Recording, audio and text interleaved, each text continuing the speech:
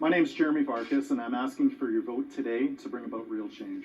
This election is about change versus more of the same. Councillor Gondek will sit here and say that she is for business, but her entire record has been against business.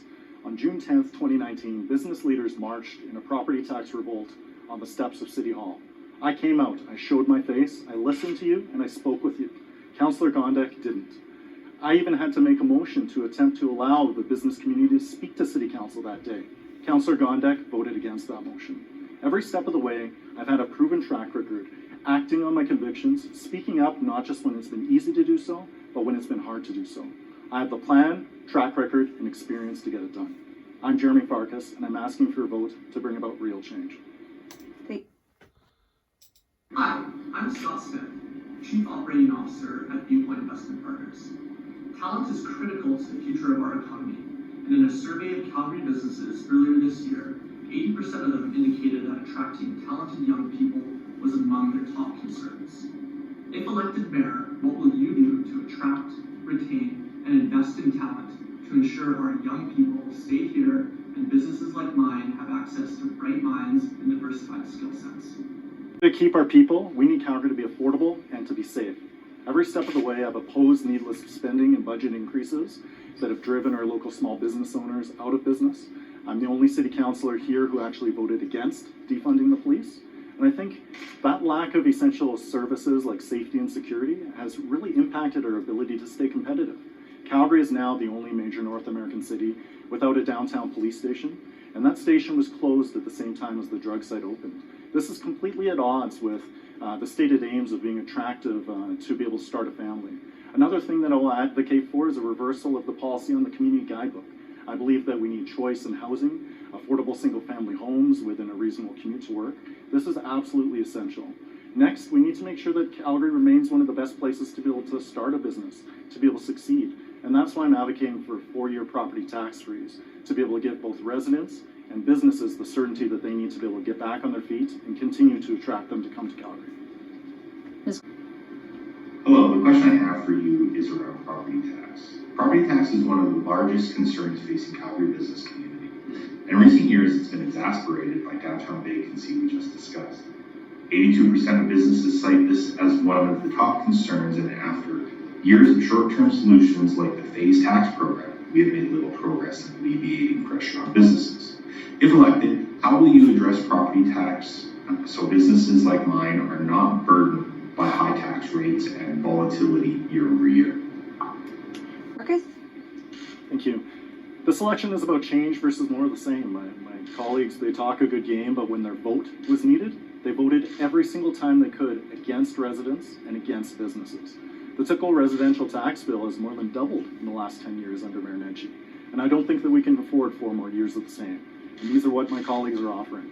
I have a realistic proposal for a 4-year property tax freeze for both residents and businesses. It's achievable, it's realistic, and it's been vetted by such economists as Jack Mintz as being able to be implemented without drastic service reductions. But again, I'll return to the fact that past behavior influences future behavior.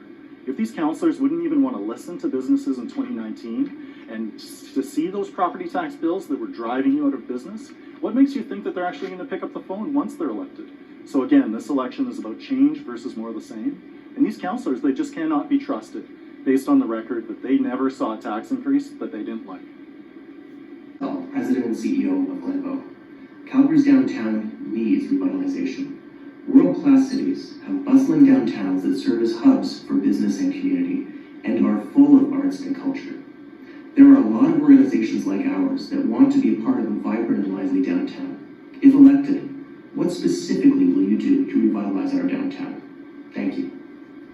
The strongest message the council sent lately is an embarrassment to defund the police and push an ideological agenda to have our city to be the only major North American city without a downtown police station. I find that's embarrassing.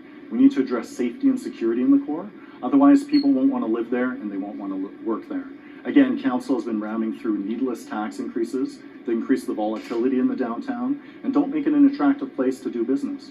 Other policies like pushing for, say, having some of the highest and most expensive parking prices in basically the world in our downtown, again, is at cross purposes. I do believe that we need a downtown strategy, but this current approach where it's government picking winners and losers, spending more than $10 million in new city hall bureaucrats, that's not the way to go. It's not government that creates jobs. I think that it's people who create jobs. And City Hall's job should be to get out of the way and create an enabling environment. But unfortunately, the record of these city councillors, every step of the way, has been against business and against all of the things that are needed in order for downtown to succeed. What is your plan to ensure Calgary is an inclusive, safe place who provides economic opportunity for everyone?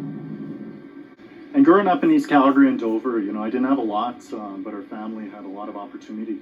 It was an incredible experience living in Forest Lawn, getting to meet so many people from such diverse backgrounds, and I think that diversity is Calgary's strength. And I want to say here unequivocally that I do not believe that Calgary is a racist city. I don't think that the foundation of policing is racist, as some of the more extreme people out there are saying. Of course, that we can do better and we have to invest in certain areas. Unlike Councillor Gondek, from day one, I supported the City of Calgary's mental health and addiction strategy. I think that it's such an important investment because it's an investment in our city. Beyond that, though, I think that we need to continue to live within our means at City Hall, just like every family or business has been forced to. And I think that the record of these councillors last year supporting a 7.5% increase on the typical homeowner when they're out of work during COVID, I think that has further marginalized Calgary's youth, seniors, and struggling families. New businesses, mine included, are often faced with barriers to starting, scaling up, and growing. Whether it is because of permitting processes or uncertainty on how to navigate city systems, if you're elected, what would you do to make Calgary an easier place to do business? It's actions, it's not words. If you check my website, www.jeromy.ca, you'll see my 10-point plan, which includes a central plank around red tape reduction. So I'm committed to a 1-for-1 red tape reduction rule that will, in the short and medium term, be able to streamline a lot of the permits and approvals. I'd like to see mandatory approvals, and what's meant by that is that some other cities have legislated timelines, where if you apply for a permit or permission to do something, there's a time limit, and if the city can't give you a good reason to say no by a certain time limit, they have to say yes. Or if it's a no, it's no conditionally, based on A, B, and C. And as long as you can solve for those things, then you're off to the races. But again, I believe that I'm the only candidate which has consistently stood up on behalf of my constituents, not just when it's been easy to do so, but frankly when it's been tough. And remember again, in 2019, the business property tax revolt. Remember who actually voted to support you, who actually came out of their office to come and speak with you, to hear from you. And that's my style. I'll always be accessible. Given that I have the time, I'd like to just focus on an issue in terms of the dark money from both backroom developers, big business interests, as well as the unions being involved in our election.